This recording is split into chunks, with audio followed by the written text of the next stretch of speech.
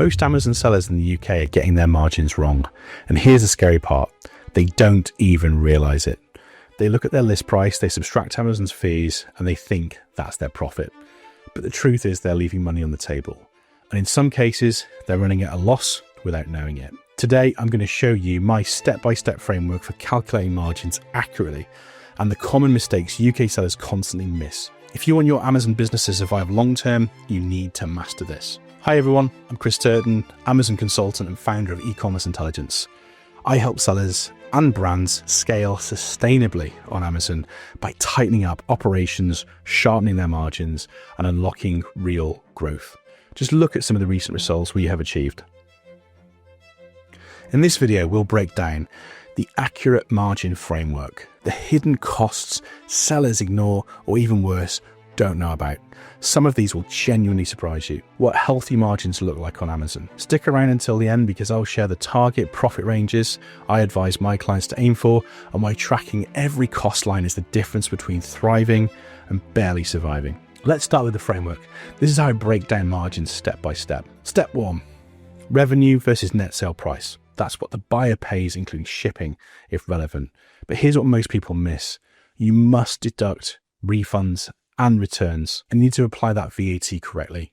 If you're not netting those out, your revenue figure is overinflated. You can see your category's average return rate by simply accessing category insights on Seller Central. Step 2, understanding your COGS or cost of goods sold. This isn't just your product cost. You've got to include freight into the UK, import duties post-Brexit, packaging, labeling, everything it takes to get that unit ready for sale. Step 3, Amazon fees and fulfillment costs. So looking at the referral fees, the FBA pick and pack fees, shipping, storage fees, removal fees, returns processing.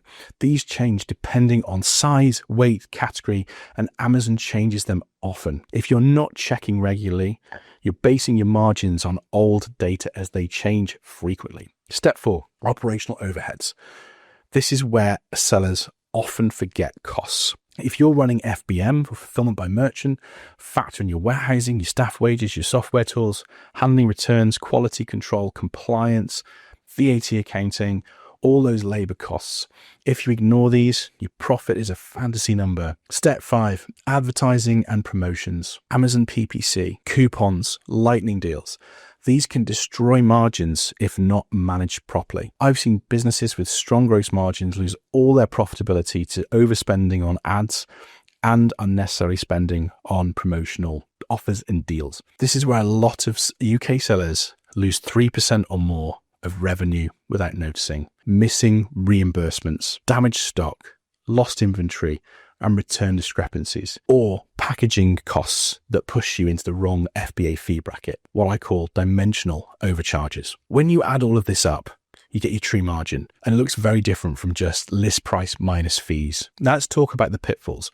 What sellers are constantly missing. Something called storage creep. Products that don't move quick enough. They start racking up long-term storage fees if you're using Amazon's FBA. This can quietly wipe out profitability. And remember, Amazon doesn't just charge on storage fees. It also charges on something called the IPI score, which Amazon use almost as a credit score level on how you handle stock into their warehouses. Static fee assumptions. Amazon fees change all the time. If you haven't checked out the rate card lately, you could be operating on the wrong numbers. UK specific costs post-Brexit, import duties, VAT across borders, multi-country fulfillment.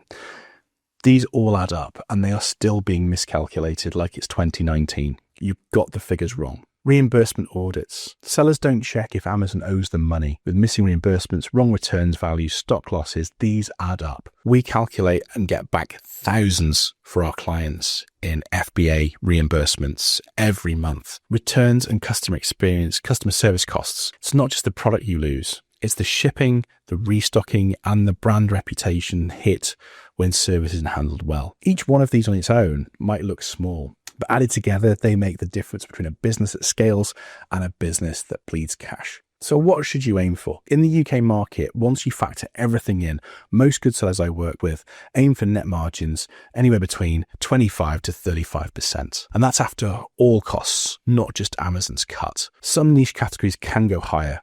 with very tight control and operational discipline. I've had clients hit 35 to 50%. But here's the thing. It's not about chasing a magic percentage. It's about understanding your cost base so you can make informed decisions. Should you launch this new product? Should you increase ad spend? Should you expand into Europe? You can only answer these questions if you know your true margins. Here's the takeaway. Margin isn't just a number on a spreadsheet. It's what determines whether your Amazon business thrives, survives, or fails. If you're not already tracking every single line in your P&L, from reimbursements to returns to ad spend, start now. Small leaks sink big ships. If you look at all the Amazon fees that exist now, you can see how different they are from just a couple of years ago. And a great tip is to also use the transaction reports that you find within the payments section of Seller Central. This will allow you to look at the real fees you have been charged versus the ones you think you have been charged. If you found this useful, hit like and subscribe, and in the comments tell me what's the hardest part of margin tracking for your business. Is it the VAT? Is it ad spend? Or is it Amazon's changing fees? I'm Chris Turton. Thanks for watching. And if you want to learn more about how to scale your product to 100K in just 6 months, check out this video up here, and I will see you in the next one.